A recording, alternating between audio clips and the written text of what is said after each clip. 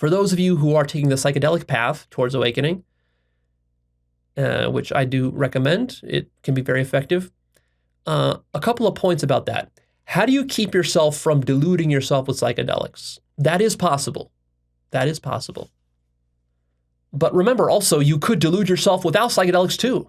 So that's also possible. In fact, even more possible. The majority of humans on this planet are deluded without ever having taken a single psychedelic. And in fact, the majority of humans on this planet are deluded about the function and nature of psychedelics. So when people tell me that, oh, Leo, but psychedelics are dangerous because you could delude yourself. But that's already the case. So what's the danger? Now, there's other dangers. And by the way, I've enumerated all the many dangers about psychedelics. Some of them are pretty serious. You want to go check that out before you actually use psychedelics. I have an episode called something like the top dangers of using psychedelics. Go search for that. I list a couple dozen different dangers that you should be aware of. And yes, deluding yourself is a danger. Deluding yourself is always a danger, with or without psychedelics or whatever you do, whatever spiritual path you take, it's always a danger. So, but anyways, how do you confront this specific danger? Well, trip more, trip deeper, integrate, spend a lot of time integrating, really contemplate your trips, journal about them, think about them very carefully. And also seek to invalidate your past awakenings and trips. So you might have one awakening where you experience God. You might have another awakening where you experience love. Another awakening where you experience absolute sovereignty. Another awakening where you connect with some other being or whatever. Okay, now do 5 more awakenings on top of those and try to, 5 more trips on top of those, and try to invalidate all your previous ones. And see if it works for you. See what comes up.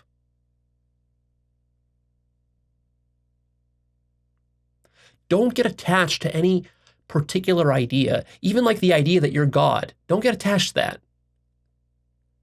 Ideally, every time you trip, you throw all your ideas away. You're willing to invalidate any one of them. You're willing to experience something totally new that contradicts everything you thought or said before. You have to have this kind of beginner's mind attitude with every trip. Because if you get too attached to certain ideas, that will start to color your trips, and then your trips will go down certain directions and not potentially others. And then the more you try to invalidate your own spiritual insights and understandings, you'll see which of those can be invalidated, and then other ones you'll try to invalidate. It just, you can't invalidate it. And then this builds real, solid understanding and then very deep integration of these things. And you might say, well, Leo, but what if I've tried to invalidate it 5 times and I still haven't, but that doesn't mean it's absolutely true. Look, you can only do as good as you can do. The way that science works, and really tripping on psychedelics is no different than science. You're doing science. You're doing inner science, science of consciousness. The way science works is that you can never absolutely invalidate something. All you can do is you can try to invalidate it as many times as you have time and energy to do, to the point where you're reasonably confident in it, and that's just as good as you can do. That's as good as a human can do, right? It's always the case that you can always make the argument like, how do you know that the speed of light is whatever it is? Or how do you know that gravity works the way, Einstein says? How do you know general relativity is true? Well, because we've tried to invalidate it thousands of times and haven't succeeded yet. Okay, well, that doesn't mean it can't be invalidated tomorrow. It could be. How do you know the sun will rise tomorrow? Only because it's risen every day of your life, but that doesn't mean that it won't rise tomorrow. This is just the nature of experimental empirical method. Remember that the truth is not fragile. It will stand up to vigorous testing and prodding. It will stand up to skepticism. It will stand up to efforts to invalidate it.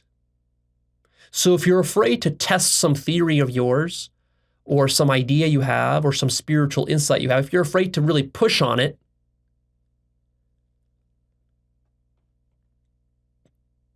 that's probably because it isn't true. If it was really true, you wouldn't be afraid to push on it, because the truth will support your weight, full weight on it. That's what's so awesome about the truth, is that you can't invalidate it. And the more you try to invalidate it, the more obvious it becomes.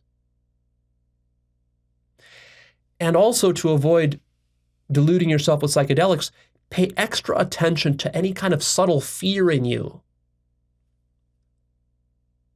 when it comes to tripping and exploring different parts of consciousness in your trip. Those parts you're afraid to explore.